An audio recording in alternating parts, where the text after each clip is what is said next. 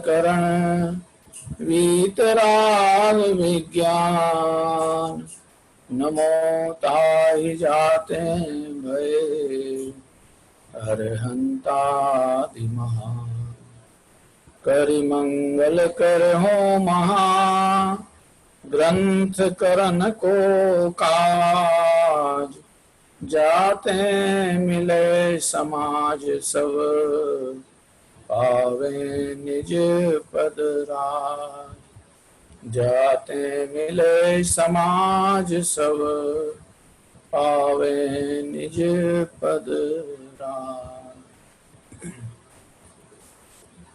मोक्ष मार्ग प्रकाशक ग्रंथराज। कल अपन ने टोडरमल जी ने ग्रंथ की प्रामाणिकता और आगम परंपरा के ऊपर अपन ने चर्चा की थी। आज जो चर्चा है थोड़ी आगे बढ़ रही है। पंडित टोडरमल जी साहब कह रहे हैं कि हमारा अपना अंतरंग अभिप्राय इस ग्रंथ के रचने के साथ क्या है। कल जो अपन ने चर्चा की थी, क्योंकि ज्ञानियों का जो जीवन है और उनका दैनिक कर्तव्य कार्य पद्धति है वो आत्म स्वभावोन्मुख, या दूसरे शब्दों में कहें वीतराग विशेष ज्ञान की आराधना का होता है।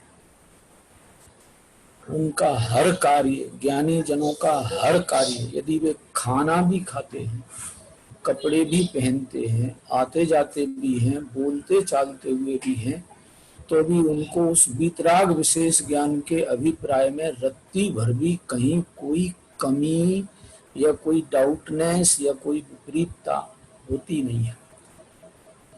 हर कार्य एक ही उद्देश्य है कि हमारे परिणामों में वीतरागता प्रकट हो, हमारा ज्ञान विज्ञान हो, ऐसा विज्ञान हो कि जो आनंदमयी हो, स्वाधीनता देने वाला हो। इसी प्रकरण को इस विश्व के सर्व घटनाक्रमों में देखते हैं।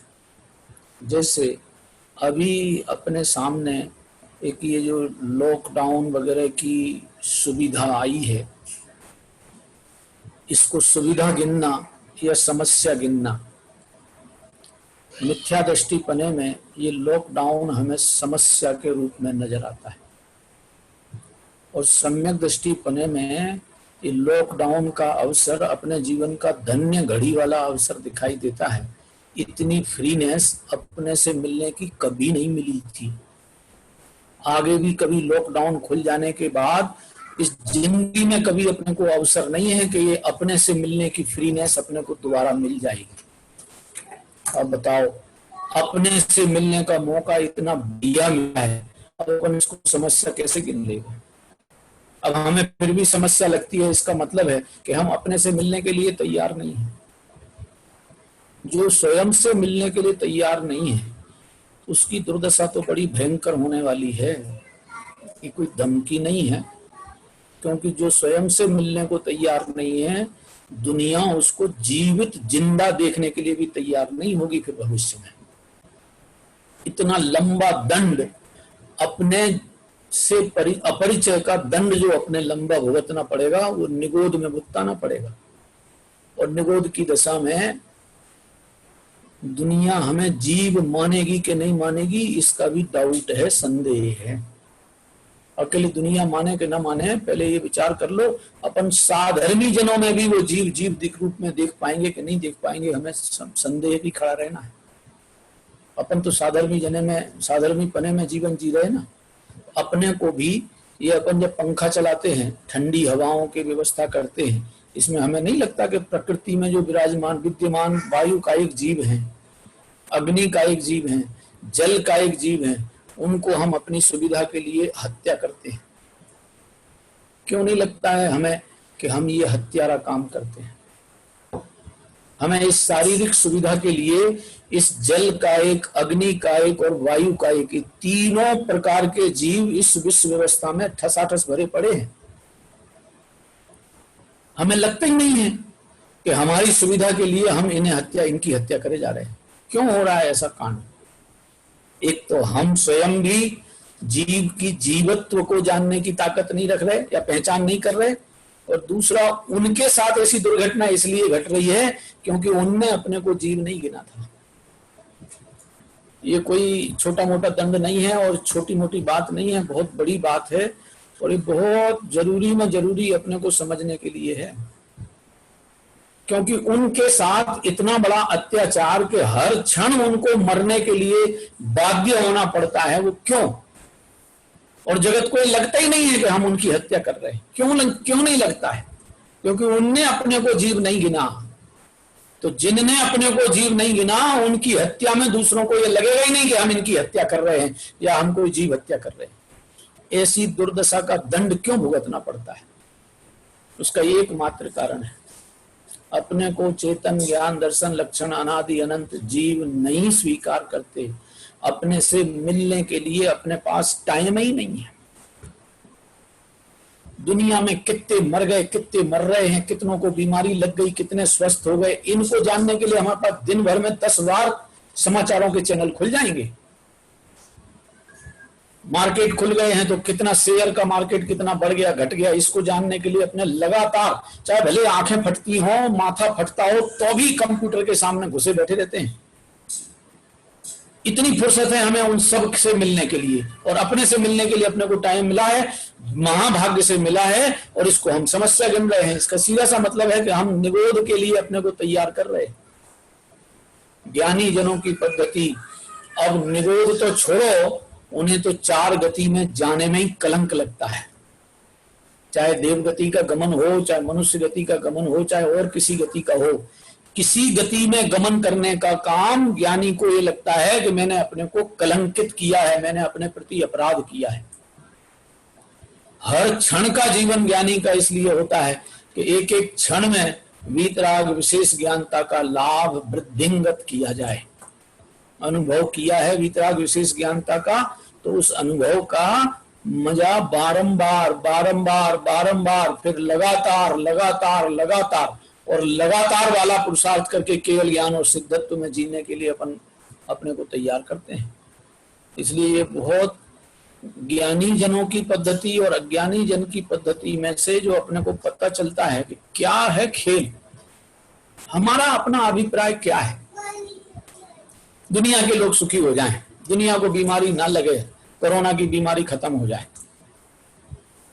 इसको हमने अपना अभिप्राय बना रखा है। भाई साहब, जो जिस तरीके के कर्म कमा के आया है वो उस तरीके के उसके फल भोगने के लिए भी बाध्य होगा कि नहीं होगा। आप विश्व में से खत्म कराने की बात करते हो, फिर जो उस कर्म का दंड भोगने के लिए पात्र हैं उनको दंड कैसे मिलेगा? कैसे मिलेगा? यदि वो खत्म हो गया, कोरोना की बीमारी खत्म हो जाएगी, तो जिनको कोरोना से बीमार होना है या बचना है या मरना है, जो कुछ भी होना है, उनके साथ वो दुर्घटना कैसे घटेगी? और कर्म की पद्धति को टालना बटालना किसी के बस की है नहीं। ये बड़े सहजता से, सरलता से हमको अपने से मिलने का बहुत बढ़िया अवसर अभी अपने हाथ लगा है। ये टोडरमल जी साहब भी यही कह रहे हैं कि हमने जो जिनवाणी मोक्ष मार्ग प्रकाशक लिखने का अभिप्राय बनाया है, हमको मोक्ष का मार्ग पसंद आया है और इस मोक्ष मार्ग पे हम आरूढ़ होकर जी रहे हैं। हमको पसंद आया है कि मेरी चेतनता बहुत अद्भुत है। ये पसंदगी आने पर मोक्ष मार्ग प्रकट हुआ है और उस मोक्ष मार्ग की प्रकटता के कारण हमारा आराम से यही जीवन अभिप्राय है। तो इस लेखनी में भी जो बात लिख रहे हैं वो सर्वज्ञ भगवंतों की आज्ञा, वीतराग विशेष ज्ञान की प्ररूपना, इतनी ही मात्र की एकमात्र अभिलाषा है।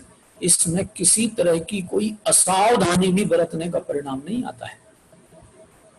टोडरमल जी के जीवन की घटना आपको एक बताता हूँ, पहले भी मैंने सुनाई थी शायद। ये टोडरमल जी ने मोक्ष मार्ग प्रकाशक ग्रंथ तो खुद लिखा है, वे इसके रचनाकार हैं। कुछ ग्रंथों की उन्होंने टीकाएं लिखी हैं।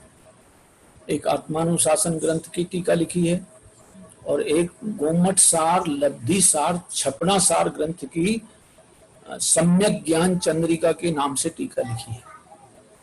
जब सम्यक ज्ञान चंद्रिका की वे टीका लिखने लगे तो टीका में बहुत बढ़िया विस्तार, जीव के परिणाम, जीव का स्वभाव, जीव की अवस्थाएं और तीन काल तीन लोक का संयोग, खेल कैसे क्या है, ये सब व्यवस्था बताने लगे। उस दिन घर में जो उनकी माताजी ने खाना बनाया, गोधा परिवार के हैं टोडरमल जी, राजस्थान में जयपुर के गोधा परिवार के थे। गोदी का उनका गोत्र था और उसी परिवार में ही मेरे ख्याल रंभा देवी नाम था माताजी का, उनके ये पुत्र थे। तो माताजी ने खाना बनाया। उस दिन खाना बनाने में होनहार योग्यता के हिसाब से नमक डलना बाकी रह गया, दाल सब्जी में जिसमें भी नमक डलना रह गया। टोडरमल जी इस नमक वमक के मामले में बहुत अलर्ट थे। कम पड़े तो मांग लेना, ज्यादा पड़े तो कुछ और व्यवस्था, नींबू वगैरह डाल के अपना काम निकालते होंगे।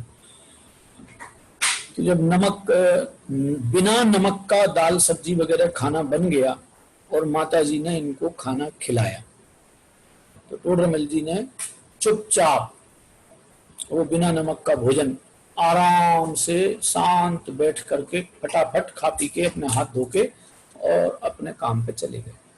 अपने काम पे माने एक टीका लिखने में लग गए। बाद में जब माताजी ने भोजन किया तो माताजी ने भोजन करने पे चेक किया, अरे आज के भोजन में तो नमक ही नहीं है। टोडरमल कैसे खा गया खाना? माँ है, माँ ने तो बेटे को ऐसे ही कहेंगी ना माँ, तो टोडरमल आज कैसे खाना खा गया? इसको तो नमक की कमी पे जरा से में कुछ ना कुछ ऑब्जेक्शन आता था, आज बिल्कुल बिना नमक का खाना चुपचाप खा गया। जरूर किसी गंभीर कार्य में लगा होगा। उन्हें टोडरमल जी से तो कुछ नहीं पूछा। अगले दिन फिर खाना बनाया, उसमें टोडरमल जी के लिए जो खाना बनाया उसमें से बिना नमक का खाना निकाल के खाना खिला दिया। टोडरमल जी फिर खा गए। 1 दिन, 2 दिन, 4 दिन, 6 दिन, 3 महीने, 6 महीने, 6 महीने तक बिना नमक का खाना खाया टोडरमल जी ने, और बिना ऑब्जेक्शन के। पता ही नहीं चल रहा है कि मैं नमक खा गया कि नहीं खा गया। जब इनकी ये टीका पूरी हो गई, तो टीका पूरी होने के बाद फिर जब ये बिल्कुल मेंटली फ्री हुए, अभी तक तो मन पे ये कार्य था ना कि मैं इतनी बड़ी ग्रंथ की टीका लिख रहा हूं, मन से एकदम फ्री हुए। जब ये फ्री हुए और फिर खाना खाने बैठे, तो खाने का पहला ही ग्रास मुंह में देते हैं तो बोले, माँ क्या बात है, आज कुछ भोजन में नमक डालना भूल गई क्या? टोडरमल जी कहते हैं कि माँ आज क्या नमक डालना भूल गई? तो माँ कहती है, क्यों, आज क्या तेरी सम्यक ज्ञान चंद्रिका पूरी हो गई? टोडरमल जी कहे कि मेरी सम्यक ज्ञान चंद्रिका से इसके नमक का क्या लेना देना है? बोले, बिना नमक का खाना तो बेटा तू 6 महीने से खा रहा है। ये कोमट सार की और ये छपड़ा सार, लब्धि सार की जो टीका लिखने में तेरी तल्लीनता जो रही है, तो इतनी अद्भुत रही है कि ये बिना नमक का खाना तूने बिना किसी तकलीफ के और बिना किसी ऑब्जेक्शन के और आराम से खाया गया है।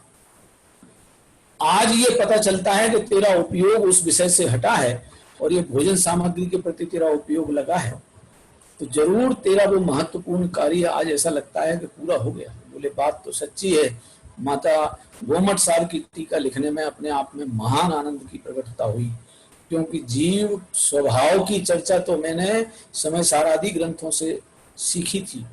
जीव परिणामों का विशेष ज्ञान ये गोमट सार के माध्यम से चला है। गोमट सार में जीव परिणामों की चर्चा, कर्मों की चर्चा, कर्म उदय की चर्चा, कर्म बंध की चर्चा, जो कर्म की 10 पद्धतियां हैं, 10 अवस्थाएं हैं, उन सब का विवेचन बहुत बढ़िया विस्तार से, बहुत बड़े विस्तार से किया है। बोले, स्वभाव से तो मैं परिचित हो ही गया था, आज तो मुझे इस गोमट सार ग्रंथ की टीका पढ़ने लिखने से इतना विशेष ज्ञान हासिल हुआ है कि मुझे परिणामों का भी पता चल गया। तब तो टोडरमल जी लिखते हैं मोक्षमार्ग प्रकाशक में कि परिणामों के बिगड़ने का भय रखना और परिणामों के सुधारने का उपाय करना। ये उन्होंने कई बार लिखा है, बहुत बिल्कुल स्पष्ट शब्दों में लिखा है।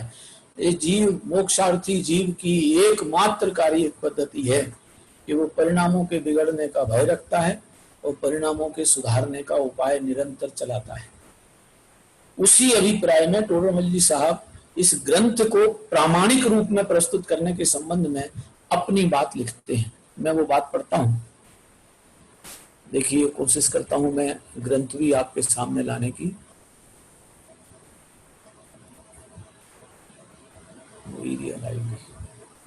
अपने से नहीं होगा, वही दिया करेगा। चलो, अपनी बात में लिखा है उन्होंने, हमने इस काल में यहाँ और मनुष्य पर्याय प्राप्त की। व्यक्तिगत चर्चा कर रहे हैं टोडरमल जी, ग्रंथ लिख रहे हैं मोक्ष मार्ग प्रकाशक। अपनी बात कह करके वो लिख रहे हैं, हमने इस काल में यहाँ और मनुष्य पर्याय प्राप्त की। इसमें हमारे पूर्व संस्कार से वह भले होनहार से जैन शास्त्रों के अभ्यास करने का उद्यम हुआ। आपके सामने ग्रंथ है, आप उसको बड़ा छोटा भी कर सकते हैं, यदि होगी ऑप्शन होगा तो कर लीजिएगा। इसमें हमारे पूर्व संस्कार से वह भले होनहार से जैन शास्त्रों के अभ्यास करने का उद्यम हुआ। पूर्व संस्कार माने इनको कोई गुरु नहीं मिले, डायरेक्ट गुरु मिले होते तो वे लिख सकते थे कि हमें हमारे गुरुजनों के उपकार से। पूर्व संस्कार से माने उनको डायरेक्ट गुरु तो कोई नहीं मिले, साधर्मी जनों का सानिध्य तो था पर डायरेक्ट गुरु का सानिध्य नहीं था। तो पूर्व संस्कार माने पूर्व में ऐसा कोई परिणाम, कोई क्यों, कहीं भगवंतों के समागम में, कहीं मुनिराजों के समागम में, जिनवाणी के अभ्यास में, तत्व चिंतन में अपनी वृत्ति पूर्व भाव में भी लगाई हो और वर्तमान में भी, क्योंकि अब जवानी में ही लिख रहे हैं ना ग्रंथ। तो पूर्व संस्कार से वह भले होनहार से, भली होनहार का मतलब ये है कि हमको जिनवाणी पढ़ने का, सुनने का, समझने का मौका मिला है, इसका नाम है भली होनहार। हमें लोग बाग पूछते पाछते हैं, धन पैसा हमारे पास है, शारीरिक सौंदर्य हमारे पास है, शरीर सुविधा हमारे पास है, परिवारजन की अनुकूलता है, इसका नाम भली होनहार नहीं है। भली होनहार उसकी है जिसको ये जिनागम के, जैन शास्त्रों के अभ्यास करने का उद्यम हुआ है। अब सोचो, होनहार के मामले में कौन चक्रवर्ती है? सोचने लायक विषय है। होनहार के मामले में चक्रवर्ती कौन? भली होनहार के मामले में चक्रवर्ती कौन? ये जो जिनके पास करोड़ों रुपया आ रहे हैं, जा रहे हैं, इनकी व्यवस्था, आवागमन, उनकी हाय तोबा, उनकी लेन देन, उनके पीछे हाई टेंशन, लो टेंशन, पता नहीं क्या क्या समस्याएं लेके बैठ रहे हैं। वो डेफिसिट और क्या बोलते हैं बिजनेस में, प्रॉफिट और लॉस, और ये सारे दिमाग में जो गोलियां खा खा करके जी रहे हैं, ये भली होनहार नहीं है भैया। ये तो अपनी होनहार बिगाड़ने के तरीके हैं, क्योंकि पूर्व पुण्य उदय से अनुकूलता का समागम हो गया, मगर हमने इस अनुकूलता में भोगने में और भोग की सुविधा चाहने में और उस असुविधा में बेचैन होने में जो समय लगाया है, अपनी भली होनहार को आग लगाई है। भली होनहार उसका नाम है कि जिसने वस्तु तत्व के चिंतन में बुद्धि लगाई है, पढ़ने का मौका लिया है, सुनने का मौका मिला है, गुरुओं का समागम मिला है, देव शास्त्र गुरु का समागम मिला है, ये है भली होनहार। हमको भली होनहार भी पहचानना चाहिए। हमारे घर में 50 नौकर काम करते हैं साहब, घर में तो चलो 50 नौकर क्या करेंगे, हमारे घर में 5-7, खाना बनाने वाला अलग है, झाड़ू वाला अलग है, पोछा वाला अलग है, कपड़े धोने वाला अलग है, और इधर उधर बाहर की गेट कीपिंग करने वाला अलग है, और ऐसे ऐसे बहुत हैं। इसमें ये मत समझ लेना कि हम भली होनहार वाले हैं इसलिए हमें ये मिले। ये सब पाप करवाने के प्रेरक निमित्त हैं, करता तो नहीं है। करता तो हम खुद ही अपनी मूर्खता से पाप कमाने का कार्य करते हैं। ये सब अनुकूल संयोग तो पाप कमाने के प्रेरक निमित्त मिले, प्रेरक निमित्त मिले। इनमें भली होनहार नहीं समझना। भली होनहार इसका नाम है कि जिसमें हमको स्वयं को मिलने के लिए अवसर मिला, स्वयं को पहचानने का अवसर मिला, स्वयं को समझने का मौका मिला। ये जिनवाणी ही सिखाती है, और कोई नहीं मिलाएगा भैया अपने से मिलाने का काम। एक ही माँ है दुनिया भर में, विश्व भर में एक माँ है जो अपने से मिलने मिलाने का काम करा सकती है। बाकी तो सब के सब मोह ममता में जोड़ने के लिए बैठे हैं भैया। दूसरों को अपन गाली देने के लिए नहीं है, ना दूसरों की निंदा करने के लिए है, पर हमको जो माँ मिली है, जिनवाणी रूपी माँ, इसकी गोद में बैठने के लिए अपना अधिक से अधिक समय निकालना चाहिए। हमारे गुरुदेव तो फरमाया करते थे 2-4 घंटे नित्य स्वाध्याय करना चाहिए। तो आप कह सकते हो साहब हम सुबह भी आपको सुनते हैं, दोपहर में, शाम को भी आपको सुनते हैं, दिन में भी बीच में और अन्य विद्वानों के भी सुनते हैं, हमारी तो भली होनहार है कि ये सुने हुए को सुनकर छोड़ देने में भली होनहार उतनी नहीं है। भली होनहार तो है क्योंकि सुनने को मिला है, ये भी भली होनहार से ही मिलता है, मगर सुनकर छोड़ दिया इससे भली होनहार साबित नहीं होगी, सफल नहीं होगी। भली होनहार की सफलता तो इससे होगी कि हम सुने हुए तत्व ज्ञान को अपने चिंतन का विषय बनाएं, अपने बारंबार मनन का विषय बनाएं, हमारी परस्पर चर्चा भी होवे, परस्पर में हमारी चर्चा भी हो तो तत्व ज्ञान से करो ना, कौन रोकता है? जबरदस्ती तो हमसे किसी ने की नहीं है, तो फिर हम जबरदस्ती काहे को पापाचार में अपने आप को फंसाए रखें। भली होनहार का लाभ लेने के लिए तरीका है कि हम जिन शास्त्रों के अभ्यासी बने, पूर्व संस्कार से व भले होनहार से जैन शास्त्रों के अभ्यास करने का उद्यम हुआ, जिससे देखो कितनी बड़ी विद्वत्ता हासिल की है टोडरमल जी ने, जिससे व्याकरण, न्याय, गणित आदि उपयोगी ग्रंथों का किंचित अभ्यास करके अकेले व्याकरण पढ़ने में जिंदगी नहीं कर पाई, अकेला न्याय पढ़ने में जिंदगी नहीं लगाई, अकेले गणित विज्ञान को पढ़ने में बुद्धि नहीं लगाई। गणित विज्ञान माने समझते हैं, करणान योग का मतलब है गणित विज्ञान। करणान योग का मतलब ही सीधा है गणित विज्ञान। एक गणित को समझने में, व्याकरण को समझने में, न्याय को समझने में इनको उपयोगी भी माना है, मगर कितना उपयोगी? किंचित अभ्यास, काम निकालना है उतना अभ्यास।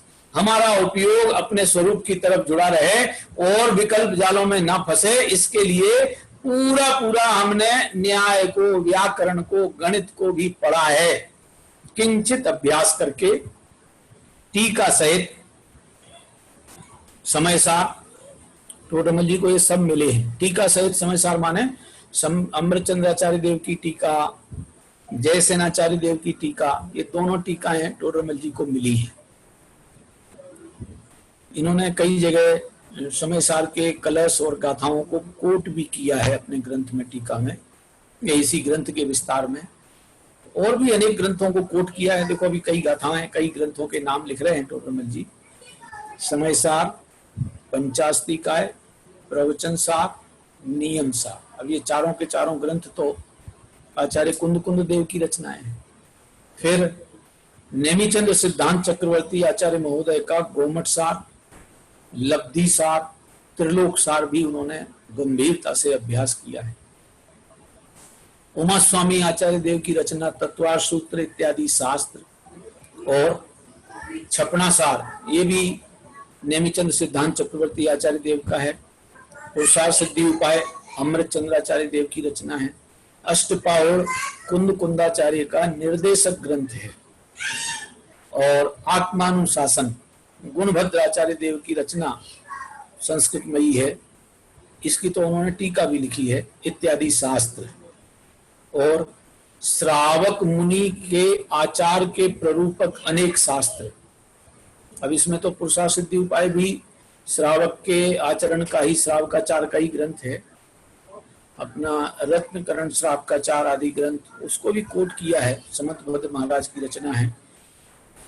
श्रावक मुनि के आचार के प्ररूपक अनेक शास्त्र और सुष्ठु कथा सहित पुराण आदि शास्त्र। सुष्ठु कथा माने तीर्थंकर महापुरुषों की और बड़े बड़े मोक्षगामी जीवों की महान चर्या, जो जीवन चर्या है, जिसको बोलते हैं पुराण ग्रंथ, चरित्र ग्रंथ इत्यादि अनेक शास्त्र हैं। उनमें हमारे बुद्धि अनुसार अभ्यास वर्तता है। हमारे बुद्धि अनुसार स्वाध्याय अभ्यास वर्तता है। उससे हमें भी किंचित सत्यार्थ पदों का ज्ञान हुआ है। सत्यार्थ पद माने प्रयोजन भूत पद। सत्य पद अलग चीज है और सत्यार्थ पद अलग चीज है। ये मैंने समय सार जी के प्रकरण में भी चर्चा रखी थी एक है सत्य और एक है सत्यार्थ, एक है भूत, एक है भूतार्थ, एक है परम और एक है परमार्थ। ये जो अर्थ शब्द लगा है ना, उसका कुछ विशेष अभिप्राय है। ये जो पेंसिल है ना, ये पेंसिल, ये सत्य है, ये भूत पदार्थ है, विश्व में विद्यमान है, मगर ये सत्यार्थ नहीं है। क्या मतलब निकलता है? इसकी विद्यमानता ये तो भूत और सत्य है, सत्य है, मगर सत्यार्थ नहीं है। इसका मतलब है कि मेरे प्रयोजन में, आत्म सिद्धि की साधना में इस पेंसिल का कोई उपयोग नहीं है। तो फिर क्या निकलेगी? ये सत्य होते हुए भी असत्यार्थ है, भूत होते हुए भी अभूतार्थ है। आचार्य देव ने जो जैसे समयसार जी की 11 नंबर की गाथा लिखी है, व्यवहारो भूदत्थो भूदत्थो देशिदो दुशुद्धनो भूदत्थमस्सिदो खलु सम्मा इट्ठी हवई जीवो। 11 नंबर की गाथा है समयसार जी।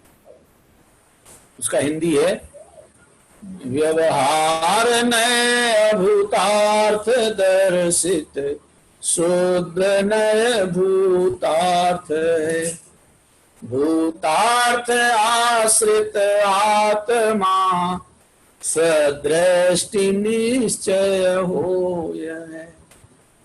11 नंबर की गाथा है, कभी भी ग्रंथ खोल के देख लीजिएगा। उन्होंने कहा कि ये सब भूत पदार्थ होने पर भी भूतार्थ नहीं है व्यवहार के। ये जितने अनंत गुणों का भेद वर्णन किया है वो गलत नहीं है।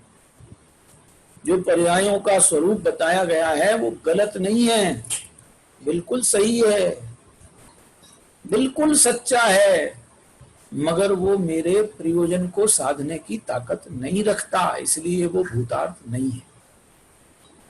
टीका खोल के देखें तो पता चल जाए। उसमें समयसार जी ग्रंथ की टीका में, उसमें टीका में विस्तार किया है, उदाहरण भी दिए हैं बहुत बढ़िया। खुद ही देखिएगा, समयसार गाथा, समयसार ग्रंथ की गाथा नंबर 11 बिल्कुल स्पष्ट लिखा है वे विद्यमान। तो विद्यमान होने पर भी वे हमारे काम के नहीं है। देखो,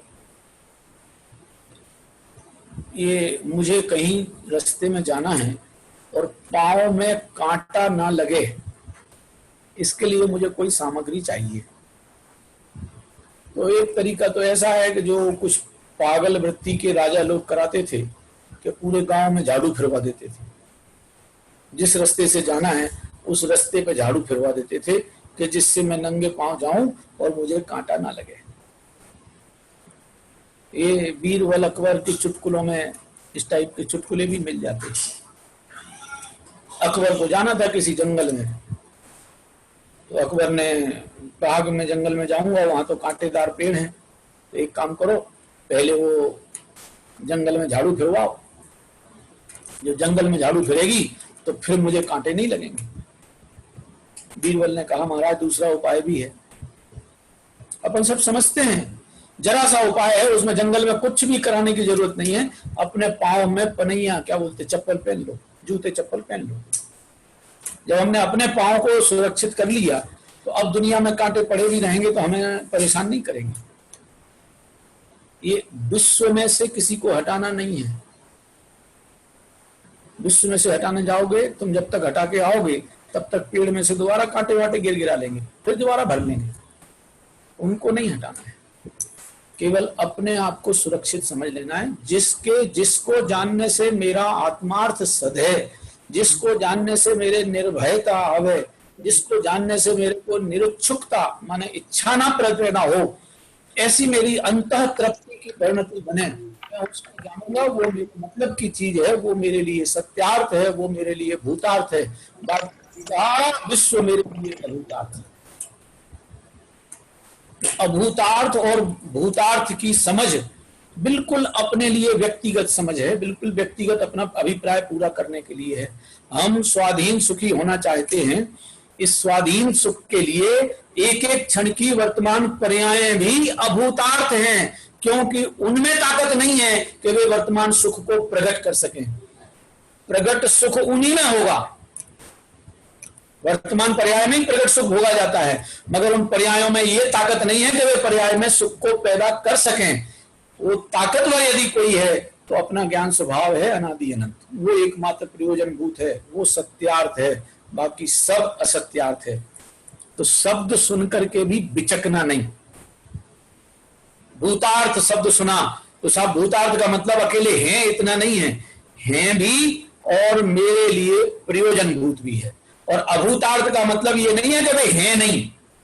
अभूतार्थ का मतलब है हैं तो, मगर मेरे काम की चीज नहीं है। जो मेरे मतलब की चीज नहीं है उसका नाम है अभूतार्थ। जो विश्व में नहीं है उसका नाम अभूतार्थ नहीं है, उसको तो अभूत कहते हैं, असत्य कहते हैं।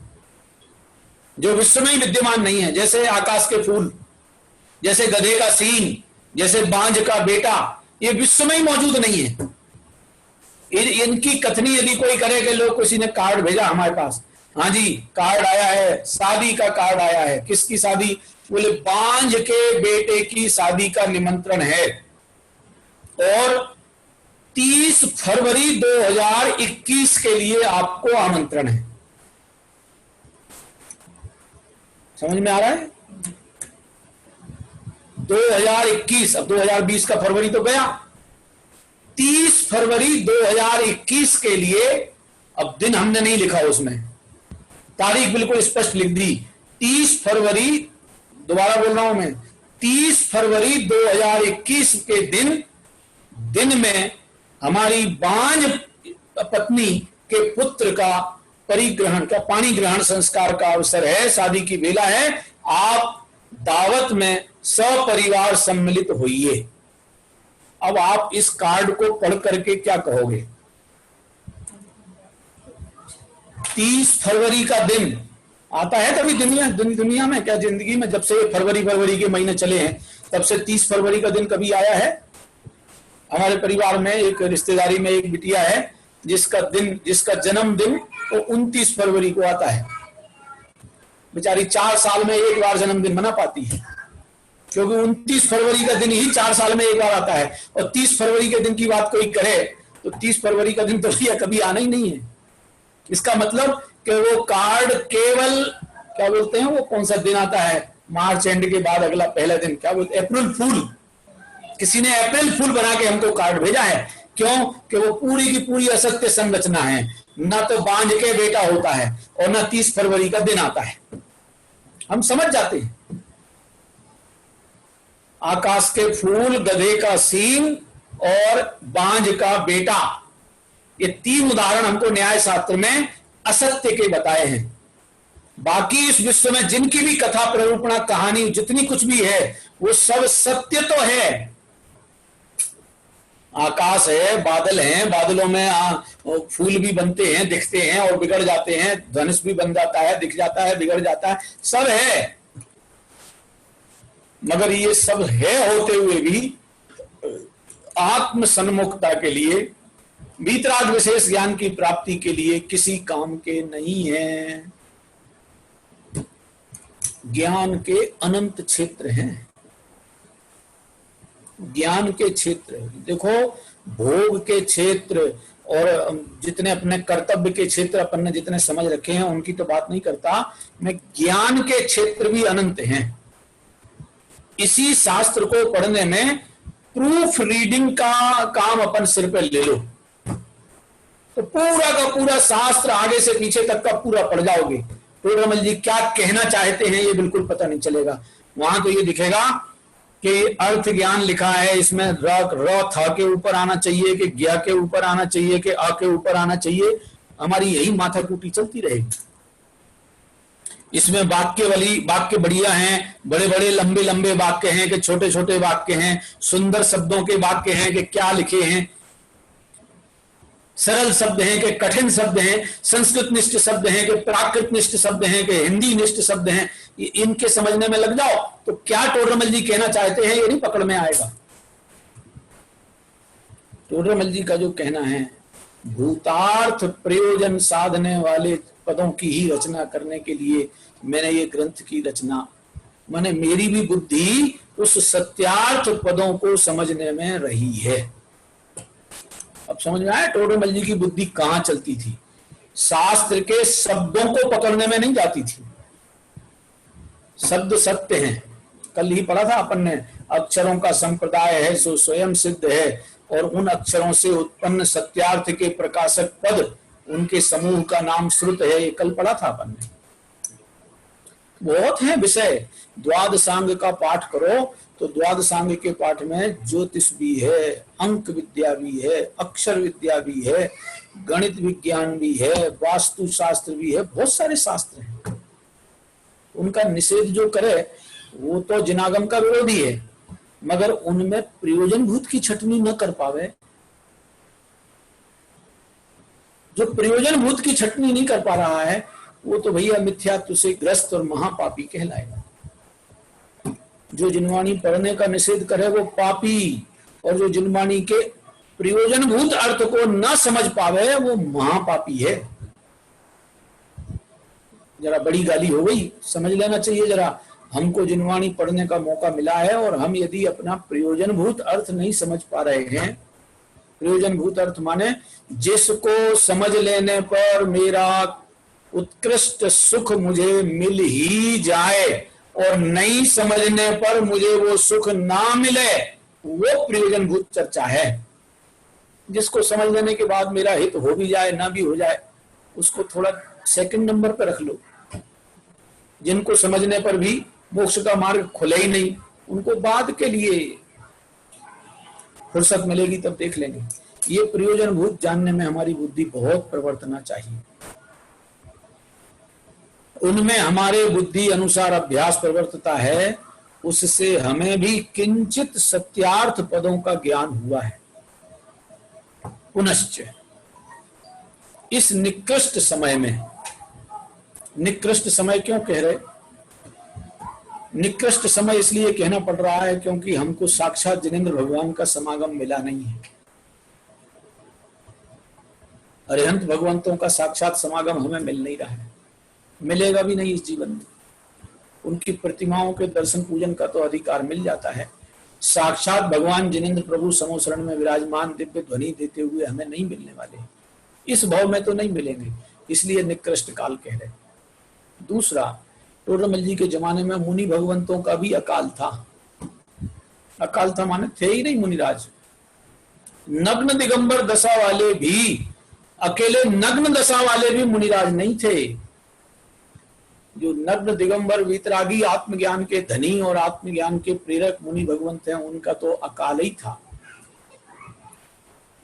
करीब बीच के 300-400 वर्ष का टाइम ऐसा बीता है अपने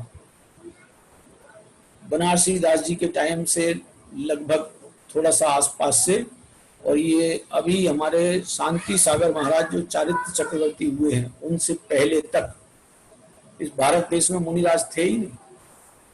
नग्न दशा वाले मुनिराज भी नहीं थे, वीतरागी तो गंभीरता का मामला है, अभी नग्न दिगंबर दशा वाले भी नहीं थे। तो ऐसे जहां वीतरागी देव नहीं, वीतरागी मुनिराज नहीं, ऐसे निकृष्ट काल में हम आए हैं, तो वे इस समय को निकृष्ट कह रहे हैं। पुनश्च इस निकृष्ट समय में हम जैसे मंद बुद्धियों से भी हीन बुद्धि के धनी बहुत जन दिखाई देते हैं। हमारी बुद्धि बहुत मंद है, पर हमें अपनी बुद्धि से भी कमजोर परिणति वाले जीव बहुत दिखाई देते हैं। उन्हें उन पदों का अर्थ ज्ञान हो, वो जो जिनवाणी के वितराग विशेष ज्ञान के पोषक अर्थ शब्द हैं, उन शब्दों का अर्थ ज्ञान हो, उन शब्दों का रहस्य पता चलाने के लायक अपनी बुद्धि चलने लग जाए। इस हेतु धर्मानुरागवश देश भाषामय ग्रंथ रचने की हमें इच्छा हुई है। ग्रंथ तो हमारे बहुत हैं। अब ये सारे के सारे जो ग्रंथ अपन ने नाम पढ़े हैं, इसमें देखिए समय सार, पंचास्तिकाय, प्रवचन सार, नियम सार, गोमट सार, लब्धि सार, त्रिलोक सार और छपड़ा सार और अष्टपावर, ये ग्रंथ तो प्राकृत भाषा के हैं। तत्वार सूत्र, पुरुषार्थ सिद्धि, उपाय और आत्मानुशासन, ये संस्कृत के हैं। अब उस संस्कृत की व्याकरण जिसे नहीं मालूम है उसको नहीं समझ में आएंगे। तो जो देश भाषा में चल रही है, जहां जो वर्तमान में देश में जो भाषा चल रही है, उस भाषा में रचना करने का भावना, धर्मानुराग, हमारे धर्मानुराग बस हमें ऐसा हुआ है। इसलिए हम यह ग्रंथ बना रहे हैं। इसमें भी अर्थ सहित उन्हीं पदों का प्रकाशन होता है, ये निश्चित समझिएगा। हम केवल वे ही पद रखेंगे इस मोक्ष मार्ग प्रकाशक ग्रंथ में, जिससे उस वीतराग विज्ञान रूपी रहस्य की प्राप्ति जीव मात्र के परिणामों में हो जाए। इतना विशेष है, इतना तो विशेष है कि जिस प्रकार प्राकृत संस्कृत शास्त्रों में प्राकृत संस्कृत पद लिखे जाते हैं, उसी प्रकार यहां अपभ्रंश सहित अथवा यथार्थता सहित देश भाषा रूप पद लिखते हैं। ये अपभ्रंश जो है ना, भाषा का नाम है। इस भाषा में भी अपने आचार्यों ने ग्रंथ लिखे हैं। अपने एक योगिंदु देव मुनिराज हुए हैं, योगिंदु देव, और भी हुए हैं कई भट्टारक गणों ने भी वो भाषा प्रयोग में की है, जिसमें प्राकृत, संस्कृत और वर्तमान में चलती हिंदी, इन तीनों के मिक्स शब्दों का प्रयोग किया है। वो अपभ्रंश भाषा कहलाती है। योगिंदु देव के जो ग्रंथ हैं, योग सार, परमात्म प्रकाश, और भी ग्रंथ हैं उनके, एक स्तुति ग्रंथ भी है, कई ग्रंथ लिखे हैं उन्होंने। उन ग्रंथों की जो भाषा है वो अपभ्रंश भाषा है। तो टोडरमल जी भी ऐसी भाषा लिख रहे हैं। अब इसमें संस्कृत के भी शब्द लिखेंगे, क्योंकि जैन दर्शन की जो भाषा है, ये भाषा भी जन सामान्य की भाषा से बहुत गंभीर भाषा है। क्योंकि जैन दर्शन के जो शब्द हैं, अब देखिए यहाँ निश्चय नय, ये नए नाम का जो शब्द है, ये जैन दर्शन के अलावा कहीं मिलेगा ही नहीं। ये भूतार्थ, प्रयोजन, भूतार्थ, सत्यार्थ, ये शब्द जिनागम में ही मिलेंगे, अन्यत्र नहीं मिलेंगे। तो हम ये जिनागम के शब्दों को, जैसे प्राकृत के हैं, संस्कृत के हैं, हिंदी के हैं, मिक्स करके अपभ्रंश भाषा सहित अथवा यथार्थता सहित, यथार्थता सहित माने बिल्कुल सच्चे, ज्यों के त्यों अभिप्राय प्रयोजन करने वाले हैं, ऐसे देश भाषा रूप पद लिखते हैं। परंतु अर्थ में व्यभिचार कुछ भी नहीं है। ये समझ लेना पक्का कि हमारा अभिप्राय जो है, वो अभिप्राय केवल वीतराग विशेष ज्ञान की साधना के लिए है। हम किसी के निषेध विरोध के लिए कुछ नहीं कहेंगे, मगर जब वस्तु प्ररूपणा स्पष्ट आएगी, तो यदि अज्ञान का, मिथ्या मान्यताओं का निषेध विरोध होगा तो होगा। उसमें हमारा उनके प्रति कोई द्वेष भाव नहीं है। ऐसी अंतरंग भावना टोडरमल जी ने अपनी बात कह करके की है। इस प्रकार इस ग्रंथ पर्यंत उन सत्यार्थ पदों की परंपरा प्रवर्तती है। ये ग्रंथों की परंपरा ऐसी लगातार चलती रहेगी। कब तक? जब तक ये हम अपना ग्रंथ पूरा लिख रहे हैं, उसमें कहीं भी उन सत्यार्थ पदों में कुछ भी कलंक नहीं लगने देंगे।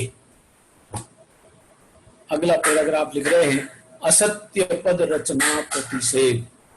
झूठ, असत्य पद माने गलत लिखने की रचना का मैंने निषेध किया है। मैं गलत पद नहीं डालूंगा, नहीं लिखूंगा। कितनी दृढ़ता पूर्वक अपना ज्ञान स्पष्ट किया है और स्पष्ट रखने का प्रयास किया है।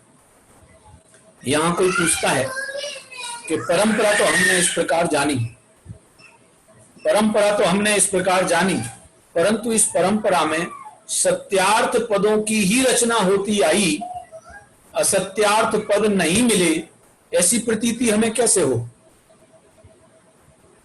ये भरोसा कैसे बैठे कि अब तक जो है, देखो, क्योंकि जो क्या नाम अंग पूर्व के ज्ञाता तो आज के समय में है नहीं। हमें जो विद्वान मिले हैं, हमें जो आचार्य गण मिले हैं, जो हमें ग्रंथ मिले हैं, वे सब अंग पूर्व के विशेष ज्ञाताओं के लिखे तो है नहीं। कुंदाचार्य देव ज्ञान प्रवाद पूर्व के किसी एक अध्याय के ज्ञाता थे। दर्शनाचार्य देव आग्रायणी पूर्व के एक अध्याय के किसी प्रकरण के ज्ञाता थे। अब ये भी पूर्ण ज्ञाता नहीं थे। उनके बाद के जितने आचार्य आए हैं उन्होंने तो परंपरा से ही आदेश उपदेश दिया है। अब उस परंपरा में सब का सब सत्यार्थ ही प्रकाशित हुआ है, हम कैसे मान लेवें, ये प्रश्न है। परंतु इस परंपरा में सत्यार्थ पदों की ही रचना होती आई, असत्यार्थ पद नहीं मिले, ऐसी प्रतीति हमें कैसे हो? उसका समाधान, असत्यार्थ पदों की रचना, असत्यार्थ माने जो हमारे काम के नहीं है, ऐसे पदों की रचना अति तीव्र कसाय हुए बिना नहीं बनती। अकेली तीव्र कसाय नहीं, अकेली कसाय नहीं। शब्द तीन बने हैं। कसाय, पहले तो कसाय ही अपने आप में पाप है, फिर तीव्र कसाय, उस पर भी और महाजहर, और फिर अति तीव्र कसाय हो। निष्प्रयोजन तत्व ज्ञान के नाम पे निष्प्रयोजन चर्चा, धर्म कथा के नाम पे निष्प्रयोजन चर्चा करना अति तीव्र कसाय के वशीभूत होने पर ही हो सकती है।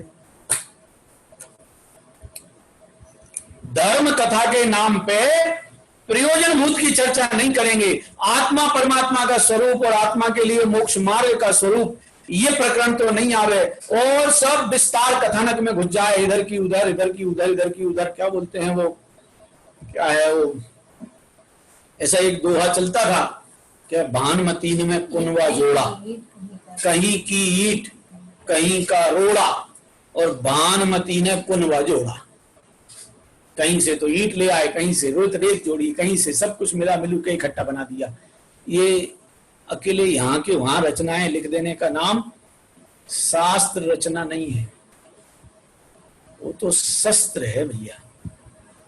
और शस्त्र का निर्माण अति तीव्र कसाई जीवों के द्वारा ही होता है। शास्त्र का निर्माण अति मंद कसाई जीव ही कर पाएगा। अकसाई जीव भी शास्त्र निर्माण नहीं करेंगे, और कसाई जीव तो आत्मलीनता में मगन होंगे। जो अति मंद कसाई हैं वह ही जीव केवल एक धर्मानुराग बस जगत जनों को भी अपने स्वरूप की प्राप्ति हो, वे भी मोक्ष मार्गी हो जाएं, इस भावना सहित यह जिनवाणी की रचना लिखने का परिणाम होता है।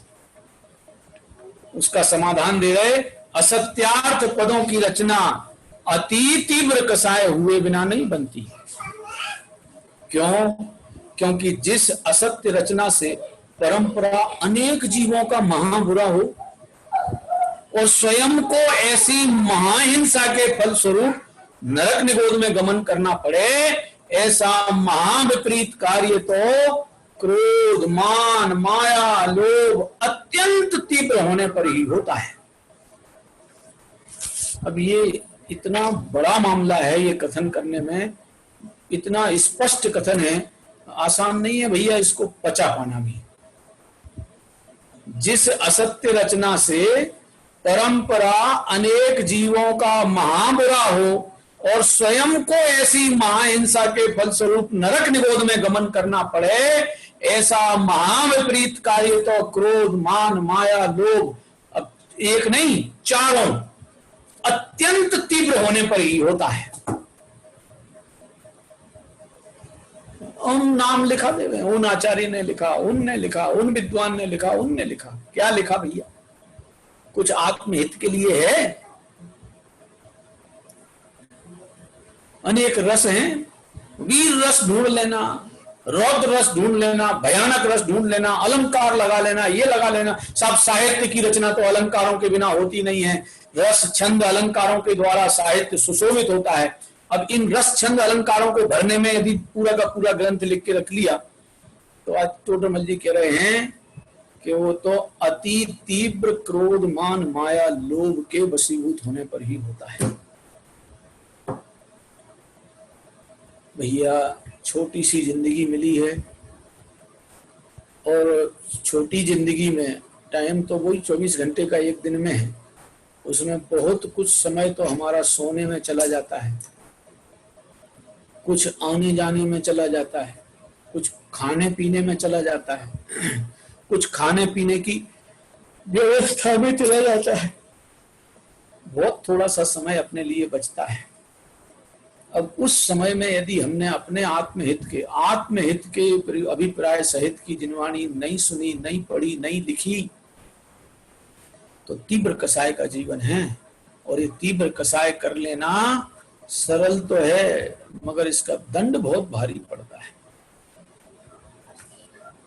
अति तीव्र क्रोध, मान, माया, लोभ अत्यंत तीव्र होने पर ही होता है। किंतु देखो टोडरमल जी को कितना विश्वास है जैन धर्म के अनुयायियों पर, किंतु जैन धर्म में तो ऐसा कसायवान होता नहीं है। जैन धर्म धारण करने वालों में तो ऐसे कसाई होते ही नहीं हैं। अति तीव्र कसाय का मामला काय में असत्य पदों की रचना करने में लगना। अपने बनारसी दास जी के नाटक समय सार में कुछ छंद लास्ट में आपको ख्याल हो, सुकवि और कुकवि के बारे में पढ़े थे, ख्याल हो आपको? कुकवि की चर्चा आई थी, स्त्री का सौंदर्य वर्णन करने के लिए अपनी लेखनी चालू कर दी। उसके होंठ ऐसे हैं, उसके गाल ऐसे हैं, उसके बाल ऐसे हैं, उसका छाती ऐसी है, उसका पेट ऐसा है, उसके पांव ऐसे हैं। ये शरीर के अंग प्रत्यंगों का वर्णन करने में लगे तो उन्होंने लिखा है कि कुकवि हैं भैया, कुकवि हैं।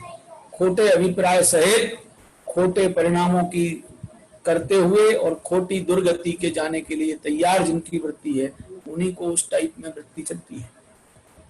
जैन धर्म में तो ऐसे कसायवान, तीव्र कसायवान होते ही नहीं है। प्रथम, मूल उपदेश दाता तो तीर्थंकर केवली, मूल उपदेश दाता तो तीर्थंकर केवली है। वे तो सो तो सर्वथा मोह के नाश से, सर्व कसायों से रहित ही है। सर्वज्ञ भगवान तो सर्वथा मोह का नाश कर चुके हैं और सब कसायों से रहित ही है। फिर ग्रंथकर्ता गणधर, आचार्य गणधर स्वामी जैसे, क्या नाम से अपने, गौतम स्वामी, सुधर्म स्वामी, ये दोनों के दोनों जो मुनिराज थे ना, गौतम स्वामी भी और सुधर्म स्वामी भी, ये दोनों के दोनों मुनिराज महावीर स्वामी के गणधर हैं। 11 गणधर थे महावीर स्वामी के। उन 11 गणधरों में गौतम स्वामी का भी नाम है और सुधर्मा स्वामी का भी नाम है। जम्बू स्वामी का जो नाम है वो गणधरों के रूप में नहीं था, वो तो एक श्रेष्ठी थे। और श्रेष्ठी होने के बाद उनकी तो अजब गजब कथा है। मथुरा के थे जम्बू स्वामी, नगर सेठ हैं, नगर सेठ के बेटे हैं, अंतर से विरक्त हैं। इतने विरक्त हैं कि मुनि पद लेने के लिए बिल्कुल तैयार बैठे हैं। और माँ को ये लगा कि ये मुनि पद ले जाएगा तो हमारे कुल की परंपरा का क्या होगा। तो उस माँ ने जबरदस्ती जिद्दबाजी करके इनकी शादी करने के लिए इनको तैयार जबरदस्ती किया। आसानी से तैयार तो नहीं हुए, पर फिर भी बोले एक दिन के लिए तो तू शादी कर ले, अगले दिन चला जाइयो मुनि दीक्षा ले। हमारे पास 4 लड़कियों के आए हैं, रूप श्री, कनक श्री, धन श्री और एक और है कोई, 4 श्री लड़कियां हैं। वे भी नगर सेठों की लड़कियां हैं। 4 लड़कियों से शादी करने की तैयारी करा दी।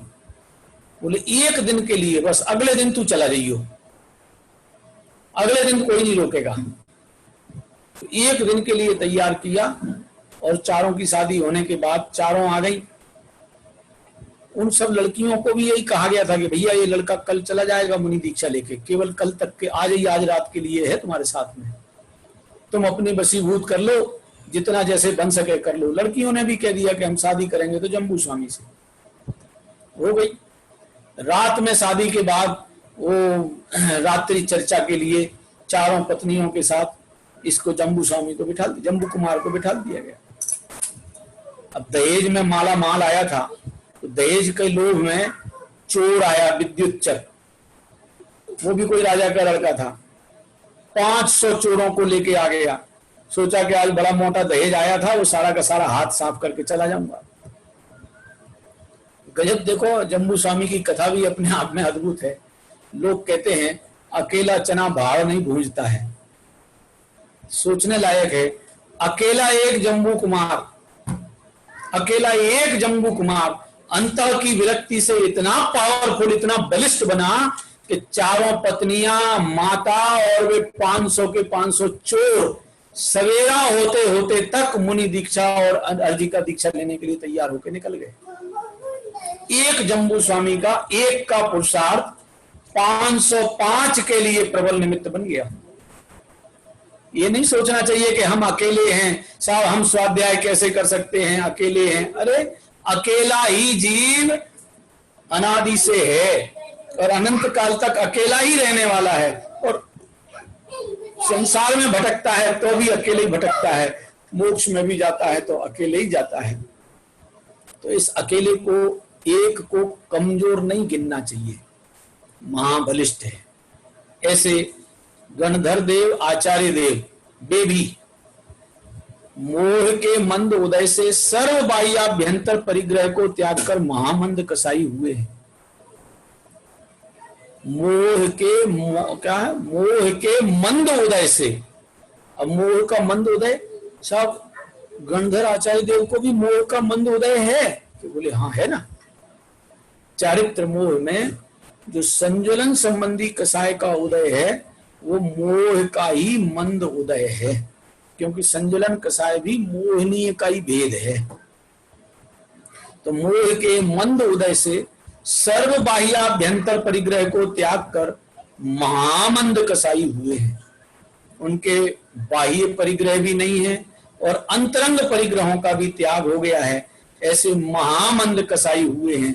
उनके उस मंद कसाय के कारण किंचित शुभोपयोग ही की प्रवृत्ति पाई जाती है। जब महामंद कसाय है तो उसके कारण से उनको जो कदाचित कभी कभी आएगा वो मंद कसाय का परिणाम, तो शुभोपयोग की ही प्रवृत्ति पाई जाती है और कुछ प्रयोजन ही नहीं है। तथा श्रद्धानी गृहस्थ भी कोई ग्रंथ बनाते हैं, वे भी तीव्र कसाई नहीं होते। यदि उनके तीव्र कसाय हो तो सर्व कसायों का जिस जिस प्रकार से नाश करने वाला जो जिन धर्म, उसमें रुचि कैसे होती। अथवा जो कोई मोह के उदय से अन्य कार्यों द्वारा कसाय का पोषण करता है तो करो, कोई करता हो तो करो, परंतु जिन आज्ञा भंग करके अपनी कसाय का पोषण करे तो जैनीपना भी नहीं रहता। जिन आज्ञा भंग करके अपनी कसाय का पोषण करना तो जैनत्व को नष्ट करने का कार्य होता है। जैनी ऐसे नहीं होते। अभी अपन इतनी चर्चा पे रोकते हैं, इससे आगे की चर्चा को कल आगे बढ़ाएंगे। समय हो गया है, अभी यहीं विराम लेते हैं। सहजानंदी शुद्ध स्वरूपी अविनाशी हूँ आत्मस्वरूप। सहजानंदी शुद्ध स्वरूपी अविनाशी हूँ आत्मस्वरूप। सहजानंदी शुद्ध स्वरूपी अविनाशी हूँ आत्मस्वरूप। जावानी के ज्ञान ते सूझे लोकालोक। सोवाणी मस्तक नमो सदा देत हूँ।